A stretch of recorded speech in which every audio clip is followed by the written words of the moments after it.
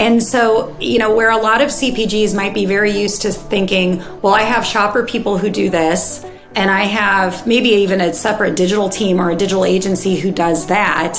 What we're really focusing on with a lot of our clients is ensuring that they have a holistic approach. I think it's an opportunity for marketers to potentially take back some of that leverage in the relationship, because if they're able to look holistically and understand and bring data to the table to justify spend and understand how much Walmart media is actually going to be impacting the business and the rest of the business, and is it better to take it away from a traditional media campaign and put it into retail media when you have to make sure every dollar works as hard as possible for you. So the omni-channel approach has to happen. One of the things obviously that's changing in the marketplace pretty rapidly, as we talked about before, is the emergence and the amount of budget that's going to retail media. And I know that's an area that's you're really focused on. And again, organizations aren't set up to really look at it in a holistic way right now. So you're just curious about how change management and the emergence of retail media as key channels for marketers can consider, how is that kind of impacting them? What kind of work are you doing to help them to understand how to manage that piece of the business, integrate it, and make it part of how they think about marketing overall? Yeah, it's a great question. So, I think when we think about retail media, you think of how most CPGs ultimately are set up. A lot of the larger CPGs, even midsize, have pretty mature shopper marketing organizations, right? And the shopper marketing organizations have been over time very used to kind of doing their own thing, running alongside. In some instances, a lot of these teams report to sales. They might not even report into brand. And so with the emergence of retail media, all of a sudden, not only are the tools and the targeting and the capabilities enhancing, that are largely within the retailer space and in a lot of instances on desks of shopper marketing teams. You also then have the fact that the digital shelf is also, requiring brands to think about how they build brands differently, and the scope of brand management's changing. So, where a CPG used to put a ton of time into ensuring that their packaging is beautiful and stands out on the physical shelf, they need to spend equal or more amount weighting how they show up digitally. And so much of how they show up digitally is related to how they're leveraging their retail digital media. And so, where a lot of CPGs might be very used to thinking, well, I have shopper people who do this, and I have maybe even a separate digital team or a digital agency who does that. What we're really focusing on with a lot of our clients is ensuring that they have a holistic approach.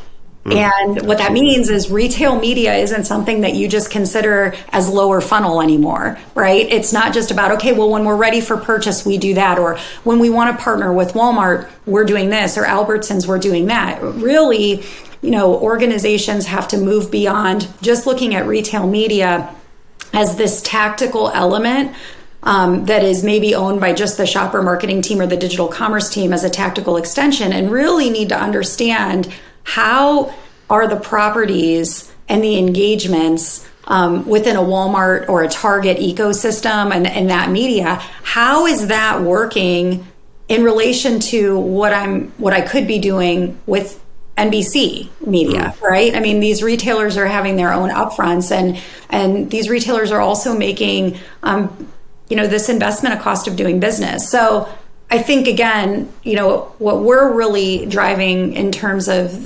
dialogue with our existing clients is really there is no lower funnel and upper funnel. It's all buy now. It's in a robust commerce ecosystem. Even thinking about the consumer or shopper as different, obviously it's different if it's a pet, right, a baby product, or maybe perfume, that you're buying as a gift, for someone else. But ultimately, it's about thinking of retailer media as media, and then thinking about the implications on the business side of that retailer media as well, right? So right, absolutely. What marketing organizations need to do is they need to understand their business from a customer and category perspective, as well as how they want to engage with their shoppers, and bring those together to make the right decisions. And that requires different ways of working, different strategies, and ultimately different tools and resources. Right. Couldn't agree more. I think one of the things that has struck me on that timeline from the late 90s to now is the retailer has gotten more and more leverage in the relationship. Right. And it already had a lot of leverage, when I started my career, the Walmarts of the world. But it was all done through trade. And then to your point, it was co-marketing and then shopper marketing and now media, retail media. And it's really difficult to have a unified approach when you're separating the budget between, that shopper marketing and trade spending and the retail media that funnels up through to the sales officer, chief sales officer. Yeah. And then everything else is funneling up to a CMO.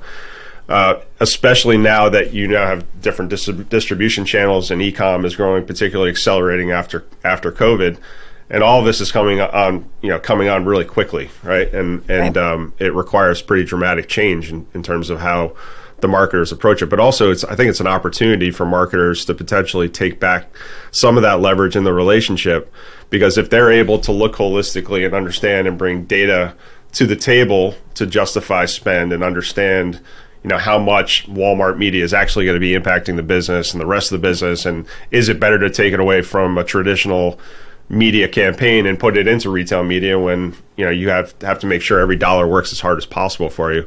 So the omni-channel approach has to happen. You have to be more sophisticated from a measurement perspective.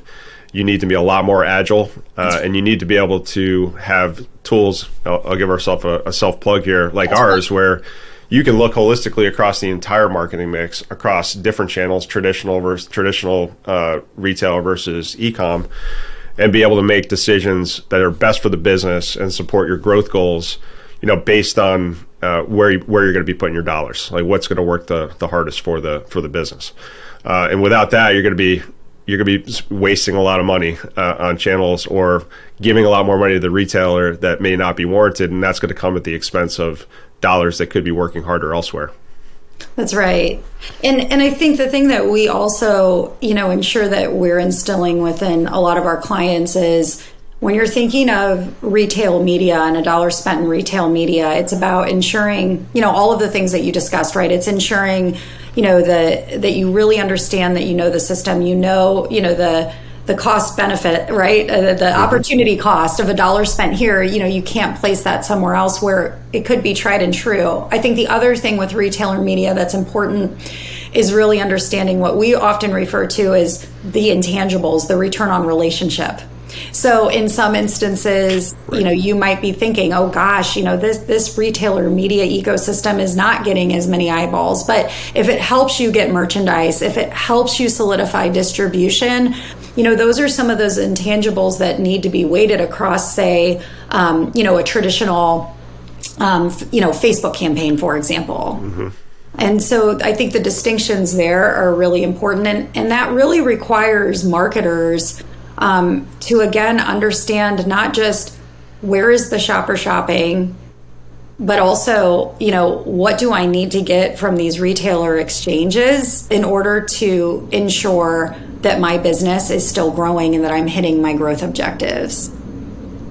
Absolutely. It always comes back to, what are you trying to achieve as a business? Right. And then how do you leverage the dollars that are available to best achieve those goals? And that's really where we focus as well. I think the other piece is being able to understand, to your point, those interaction effects are key, right? So if the return on the relationship is real, if you're going to lose distribution as a result of not supporting a retailer program, then that becomes an easy decision, because that's going to start to erode your base and it's going to impact the rest of your business. So, I think, again, having an omni-channel approach, a perspective on how all the dollars work together and kind of halo off of each other in order to support whatever goal you're looking to achieve. Yeah. And ultimately, that's requiring, to an extent, a lot of cross-pollination, right? So you need marketers that understand sales. You need marketers that are really well versed in the digital shelf, and then you need shopper marketers in many ways to understand media, And then you also need sales, who are oftentimes taking these requests and getting the letters of we're requiring X percent, of media spend. They ultimately also can benefit from understanding the role of media. And so that's where I believe, when we're talking about change management, the formal competency training is critical, even at a foundational level, ensuring that anyone who is having these touch points with and talking points with the customer and the shopper and consumer, they ultimately understand, these fundamentals at all levels. It makes, really the business decisions and actually the strategic implementation that much better. Absolutely.